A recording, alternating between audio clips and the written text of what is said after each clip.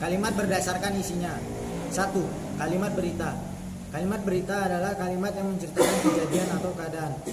Contoh, Herman tidak ikut berdharma wisata karena tidak punya cukup uang. Lanjut, kalimat tanya. Kalimat tanya adalah kalimat yang berisi pertanyaan. Contoh, siapa yang terpilih menjadi ketua partai itu? Lanjut, kalimat perintah. Kalimat perintah adalah kalimat yang memberikan perintah untuk melakukan sesuatu. Contoh, pergilah dari sini. Perintah langsung atau kasar. Lanjut, kalimat seru. Kalimat seru adalah kalimat yang mengungkapkan perasaan atau emosi yang kuat. Contoh, aduh, saya pusing memikirkan ulah anak saya. Berdasarkan kelengkapan unsurnya. 1. Kalimat mayor. Kalimat mayor adalah kalimat yang sekurang-kurangnya mengandung 2 unsur pusat atau inti. Lanjut, kalimat minor. Kalimat minor adalah kalimat yang hanya mengandung 1 unsur pusat atau inti. Contoh kalimat mayor, kakak membaca. Lanjut, contoh kalimat minor, pulang. Kalimat efektif. Kalimat efektif adalah kalimat yang memiliki kemampuan untuk menimbulkan kembali gagasan pada pikiran pendengar dan pembaca seperti apa yang ada dalam pikiran pembaca atau penulis. Lanjut, kalimat efektif dapat mengomunikasikan pikiran pembicara atau penulis kepada pendengar atau pembaca secara tepat dan jelas sehingga tidak akan terjadi keraguan, kesalahan komunikasi dan informasi atau kesalahan pengertian. Ciri-ciri kalimat efektif adalah 1. Kesepadaan struktur. 2. Keparalelan. 3. Ketegasan. 4. Kehematan. 5. Kecermatan. 6. Kepaduan. Dan yang terakhir 7. Kelogisan. 1. Kesatuan pikiran.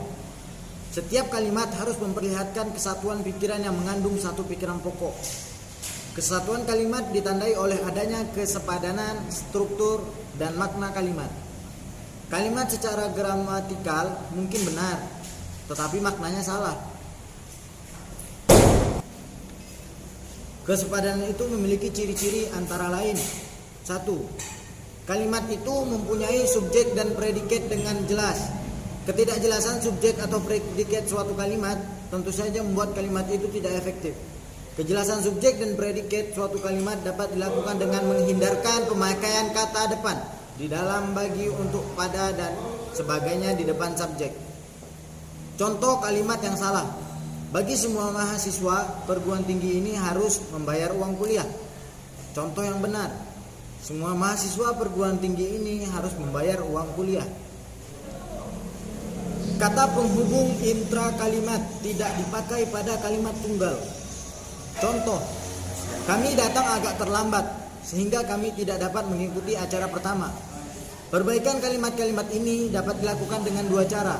Pertama, dengan menjadikan kalimat itu kalimat majemuk, dan kedua mengganti ungkapan penghubung antar kalimat menjadi ungkapan penghubung antar kalimat sebagai berikut.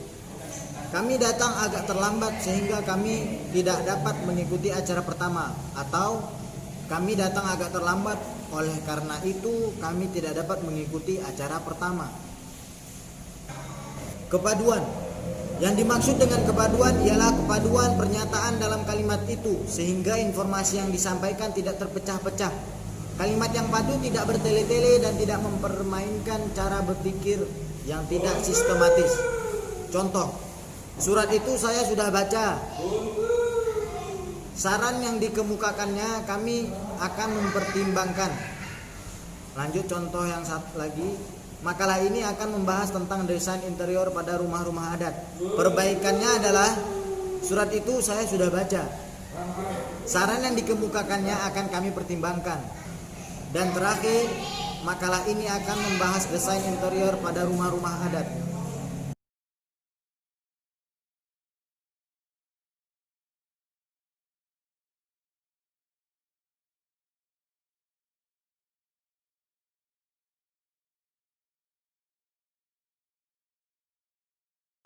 Logisan atau penalaran. Yang dimaksud logisan ialah ide kalimat itu yang diterima oleh akal dan sesuai dengan ejaan yang berlaku. Contoh, Waktu dan tempat kami persilahkan. Contoh satu lagi, untuk mempersingkat waktu kita teruskan acara ini. Perbaikannya adalah Bapak Menteri kami persilahkan. Perbaikan yang satu lagi, untuk menghemat waktu kita teruskan acara ini.